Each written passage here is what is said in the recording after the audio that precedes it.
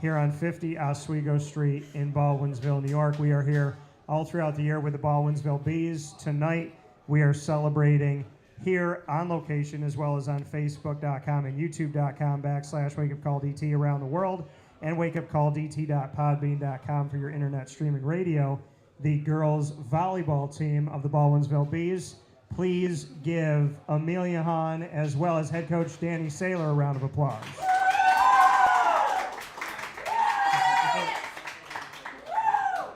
So Amelia, you have the mic, which means you get to start. So have you ever done anything like this before? No. So this is the first? Yeah, very first. Awesome, love this. So let's get into it right away. I need you to tell me who the mom of the team is. Ooh. I would have to go with Anaya Johnson. She's always got everything everyone needs with her. Okay. She's always making us food, getting us everything we need. So Naya has everything you need. Yeah. Is this like a I got something for that reach into the book bag type of thing, or? Sometimes it's more like an encouraging feeling. A lot of the time, she always knows what we're doing, when we're doing. Okay. Yeah. So she's your like schedule. Yeah. She's got you on regimen. Yeah.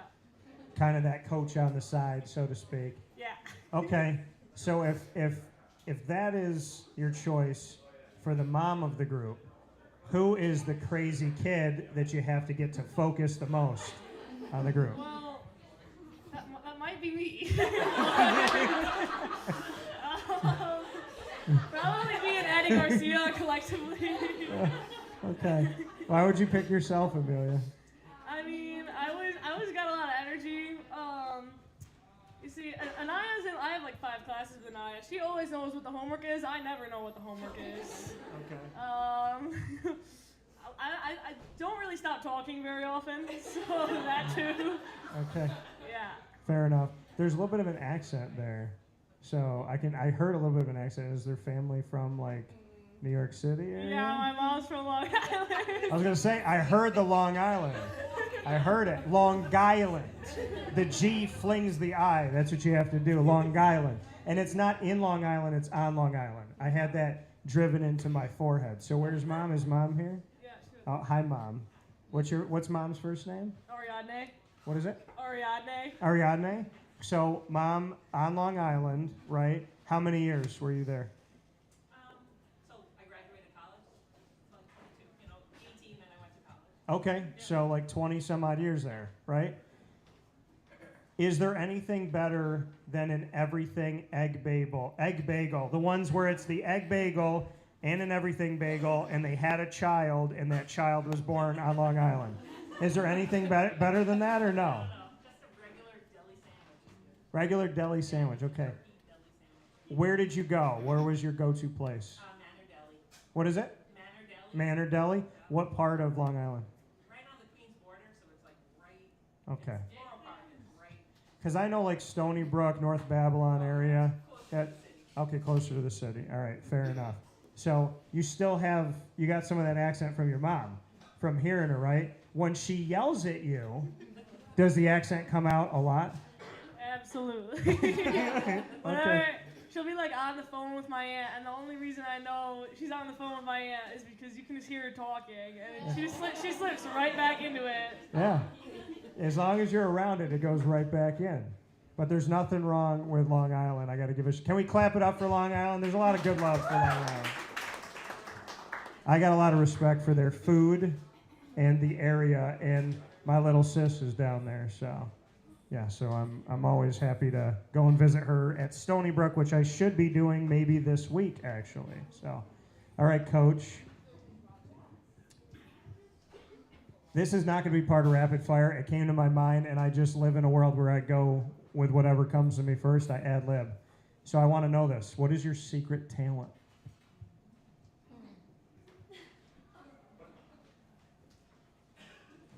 No, my dad's saying I can juggle, which is not true. Where's Dad? Shout out to Dad. Dad, what's your first name? Mark. Mark? Shout out to Mark. One person clap for Mark. That's unacceptable. Clap for Mark. So Dad says you can juggle. You said no. So what do you think is your hidden talent? I used to sing in high school. Okay, all right. Do you have a favorite style of music, type of music that you would sing? Not really anymore. Okay. What was it back then? Anything on the radio. Anything on the radio. All right, fair enough. Coach, your personalities on your team, we've gotten to see some of them, hear some of them, get a vibe for them here in the room. How would you describe the environment of this year's team? Oh boy. We have a lot of good personalities, and we were actually talking about it today. They have a blast, whether they're on the court, off the court, it doesn't matter. They're always laughing and genuinely having a good time. This year, compared to last year, they've already done so many more team bonding things, and you can truly tell that their team chemistry is what sets this team apart versus potentially other teams that I've coached in the past. So team chemistry, which obviously some of it kind of happens on its own, some of it you have to build in. How much of it did you have to kind of facilitate, and how much do you feel like just kind of materialized? I think a lot of it was on them. I think that it was pretty natural off the get-go. One thing that we did that was different this year than last year was we did give them a disc assessment. So they not only learned about their own personalities, but we sat them down in the cafeteria at our middle school and put up everybody's disc assessment so they could learn who is like them on the team, but who needs to be spoken to in other ways. And so that really helped them learn each other off the court. Okay. And then playing together, they've been playing together since they were in 7th grade, so that just comes natural at this point. So you did the personality test. Mm-hmm. Did it end up being something that hindsight 2020, are you like, wow, I'm happy I did that? Or do you look back on it like, I don't know if I'm going to do that again? Oh, we are absolutely doing it again. Okay. They learned so much about themselves, I think, and I think they found it was pretty interesting. Just getting to know yourself is a big part of the game and understanding who you are as a player, and then interacting with the 5 other people who are on the court and who you're playing next to. It really helps with the chemistry, and it helps us as coaches find out who is going to work well next to each other. Was anybody surprised at the personality that they... Oh, yeah. Okay.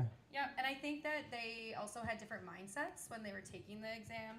So it was just a bunch of questions. They had to rank something as more like me or less like me. And you could tell the ones that had their like volleyball player hat on versus their everyday school hat or whatever. So it really depended on what their mindset was when they were taking the test. So I think that's what also surprised some of them, and us too as coaches. Amelia, what did the test say about your personality? Well, I was a 51 or 52% dominance, followed by like a 30% like people trait, and then my steadiness and compliance. They were both rather low compared to the rest. Did you like it? Did you have fun kind of seeing what you got in Yeah, everybody else? it was really cool to see like how similar you are to other people and just like the dominant characteristics of like yourself. Is it what you thought it would be? Or? Yeah. Okay. No, it didn't really shock me that much. Okay. All right. Fair enough. So what brought you into volleyball? Why'd you get so involved in this sport? Well, I just tried out in 7th grade, and then I really liked it. Like I remember thinking to myself that like I like get to come to practice every single day, and that like I had a whole season, and then I had 5 more years of it, and now obviously I only have like 1.5 more years of it. But I just love it so much. Do you feel like it's going by fast? Yeah, like really, really fast. So what do you do to try to slow things down and enjoy the moment? Well, we have a lot of like team things we do together, like pregame rituals. We have a lot of team bonding, and I just like those are sort of a lot of the things I want to remember, like how I interacted with my team and like how well we got along, and so I really just like spending time with them. Fair enough. I like that. Coach, what brought you into the world of volleyball? We were talking off the air that you've played, you've been an assistant, now you're a head coach. Why did you choose it from the beginning? My dad was a volleyball coach for over 30 years in Cicero, North Syracuse. Yeah. So Dad was like, you're playing volleyball. Is that No, No. actually, no. All right. Quite the opposite. My sister played field hockey. She's a few years older than me. I started off with field hockey, and then he really, being a PE teacher, he didn't care what we did as long as we were active. So he gently nudged me maybe into the direction, but I'm glad that he did. So, being the daughter of a coach who spent decades in this world, I like that you said decades. but he's, he looks young though. Look at right I down the know. line here. Coach looks young. Clap it up for Coach. We're celebrating his, I think, 31st birthday this year. Is that right, Coach? Since he was born, he's been coaching. So, what's the best lesson he's ever taught you? Play for you and the sport that you love and why you love it.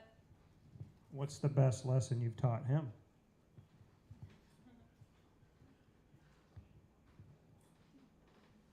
Serve to 5. What was that? Serve to 5. Serve to 5. I don't know. Ask me the question again, because now I'm on a blank. No, the best lesson that Oh. you've ever taught you. It's Dad. actually kind of interesting. We don't ever pull the bleachers out behind us when we play, and this past game we did, and my dad was sitting behind us, and I think one of the really cool things is full circle. He was able to, whether he was intentionally listening or not, kind of hear what I said to the girls in the huddle. So after the game, I actually texted him and asked him like what he thought about it. So I think that just having that relationship with my dad, even now that I'm taking over a pretty big program within the state, and he was part of a big program too on the guys' side. So I'm just thankful that I still am able to have those connections with him and be able to talk volleyball, because I love talking volleyball. My boyfriend thinks I'm crazy. So I saw a little bit of emotion when I asked about you and your dad. How important is that bond that you have with him? Please don't. I don't want to make you cry, but if you do, it's okay. I feel like we always get coaches to cry. I get emotional up here. They ask me about my grandmothers. So, but I can tell that your bond with your dad means a lot to you. I look a lot like my mom, but I'm a lot like my dad. Fair enough. So, when you step out onto the court, and this has become a family affair, do you feel, as much as you're paving your own way and doing your own thing, of course, is there a sense of pride on your shoulders with all this?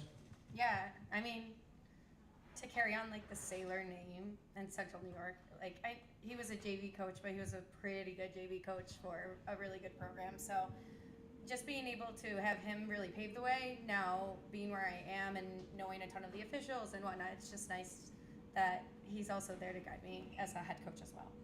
Fair enough. I like that. I got to clap up family, because we don't talk about family enough in this world. So we got to clap up. Coach is like, give me a break. I'm sweating. So, Amelia, tell me something good about Coach. Well, she all season she's been trying different ways to motivate us. Like sometimes she'll encourage us, and sometimes she'll give us a little think about, and it's it appeals to the different characteristics of the disc assessment. And I really like that she does that, because she's always there for she's thinking about each individual player, and not really, and us as a team, but not just us as a group. She thinks about each one of us individually. Fair enough. So treat you as an individual, not a number. I like that. Coach, tell me something good about Amelia. Amelia and I were actually just talking about something today. I was lucky enough to be Amelia's JV coach when she was an 8th grader. And Amelia just has a way to really light up the room. And one of my favorite memories with Amelia was one of our practices. For some reason, I thought it was a good idea to let her announce what our next activity was. And she hid in the storage room, opened up the door, ran out, did a cartwheel, and then announced what our next activity was. So just her free spirit, you never really know what's going to come out of her mouth next. She's always happy, and she loves the game. So I love that about her. Oh, that's awesome. That passion. Amelia, where does that passion come from? Well, obviously I have a great coach. She'll motivate me and help me, but also my family's really supportive of me, and my dad's a coach too, so he really understands what a sport can mean to you. What's Dad's first name? Jeff. Jeff. So Jeff is right here. Yeah. Yankee hat on. Staring me down like I'm Aaron Boone right now, and I'm not. Do you want Boone to come back? No. Okay. So we got Phillies fans in the house tonight, Yankees fans in the house. Let me ask you this question. I got to know this, Dad. What is the one problem with the Yankees above everything right now? I got one word that I always think of. Cashman. So we got Cashman. I say pitching. I say pitching besides Garrett Cole. I think they should pursue players that aren't already injured. Okay. Pursue players that aren't already injured. So Dad is a Yankee fan. I'm guessing Mom, Yankee fan, doesn't care. So are you a Yankee fan? Yeah, my whole family, for the most part. My mom, she's a Yankee fan, but she just doesn't really watch the Yankees. See, there's Yankee fans and there's Yankee fans that were down in the city. And I'm guessing, did you grow up down in the city, Dad? No. You were here. Because the look on your face and the seriousness, I feel like this is a Yankee press conference and I could say the wrong thing right now. I really do. I feel that. Because Yankee fans are passionate, right? So you come from a house of passionate people. Was it easy for you to find that passion in volleyball and be excited to bring it home to a family that's so passionate? Yeah, it was really easy. It was Who's the most passionate in the house? about what? Just the person that's got the biggest energy all the time. That would be my dad. About anything he's talking about, he's always like so grand with whatever he's talking about. All right, fair enough. So we're going to get into rapid fire. 2 questions apiece. You guys saw how your teammates did it. You saw how your student athletes did it. So Amelia, you can ask me the first question. All right, well, you asked my coach what her hidden talent was, so I want to know what yours is. Oh boy. Danny, plug your ears. My buddy Danny's here tonight. So, and Danny, I will shout out this once. Where's Danny's face? Danny, lean in. I can't see. What do you say? I understand what you're trying to do. So he's a Phillies fan. I'm a Diamondbacks fan, and we would like to play each other in the next round. So my hidden talent, I would say, it had nothing to do with that. I just wanted to shout out Danny because he doesn't like to be shouted out sometimes. But I would say probably to my family, everybody knows this, but in the world of what I've done for almost 20 years, everybody thinks of me as sports, broadcaster, entertainment, or comedy stuff, like somebody who likes to tell jokes, talk about sports. I started my whole life was singing. So same type of thing, 3 years old, started doing it. My grandfather to my mother to me. So I would say that, I guess, would be a hidden talent. I cannot juggle. And I can hit half-court shots at a pretty good accuracy, too. And I played basketball growing up, so I guess I would say that.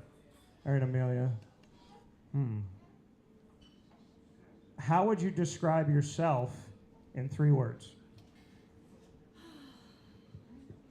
My first word would be unpredictable. Half the time, I don't even know what I'm going to do next, so other people definitely don't. That's my second one would be ambitious. Okay. My third one, I'm a big winner, so if I could just use the word winner as an adjective. Unpredictable, ambitious winner. I Yeah. like it. Okay, fair enough. All right, Coach, what's your first one for me? You mentioned you had a dog. First off, name a dog, type of dog, and if you were a dog, what breed would you be? So my dog, who is like having a child at home, she's awesome. So Lily, I genuinely feel like, and I've said this and I mean it, if I never have kids and that's my kid, I'm a proud girl dad. I'll say that. So she's super, just smart, awesome to have around the house. Very protective of me. She's like the sweetest dog in the world. But if you're mean to her father, she is a different dog. So Lily is a Havanese. She's little. She can sit up on my shoulder. I never thought I would have a smaller dog, but I don't know. She picked me, and I put her down in the playpen to talk to the guy that had owned the kennel place. And as soon as I got my full body out of the pen, she started to cry. So we're together forever. And if I was a dog, what breed would I be? Oh, man. I don't know. I'd probably be a have a niece like her, so we could like, we already like osmosis, like talk to each other. I was upstairs brushing my teeth one day. She's on the couch. She can't see me, and I'm brushing my teeth, and in my head I went, I should probably tell Lily to get in the kennel so I can leave. And I call it her big girl bed, and she knows exactly where it is. She goes and finds it and opens the door. So I thought in my head I should go tell Lily to come upstairs and get in the kennel. And I hear her jump off the couch while I'm thinking this, brushing my teeth. She comes up the stairs, stops, looks at me and smiles, goes in and opens her door. And I was like, did we just talk to each other? That was insane. It's like telekinesis. But yeah, so she's awesome. I'd be a half a niece with Lily. All right, Coach. What would you consider to be your proudest moment? Could be volleyball or not, but proudest moment so far. Like in life, that would be really hard. In anything, yeah.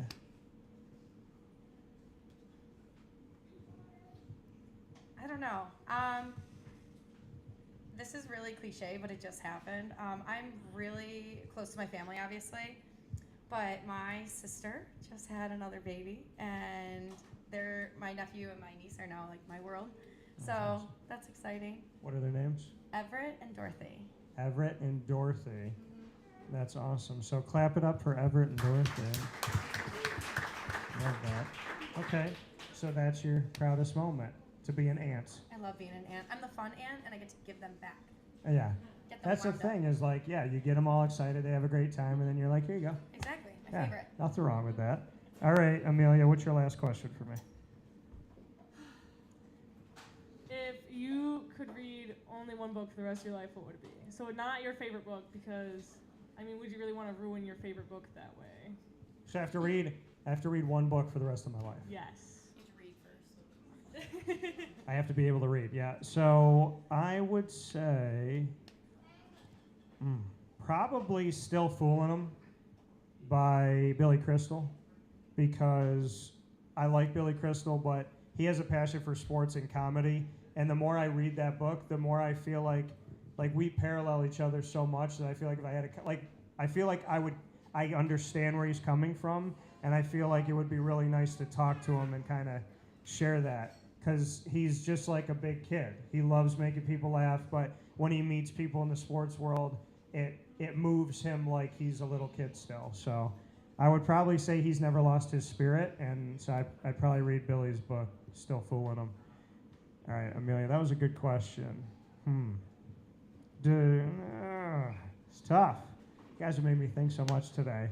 Got me on my heels. All right, Amelia, you're going to go on a road trip. I've asked this to other teams before. You're on a road trip. You can pick 3 of your teammates, only your teammates. One of them is driving. Who do you trust to drive?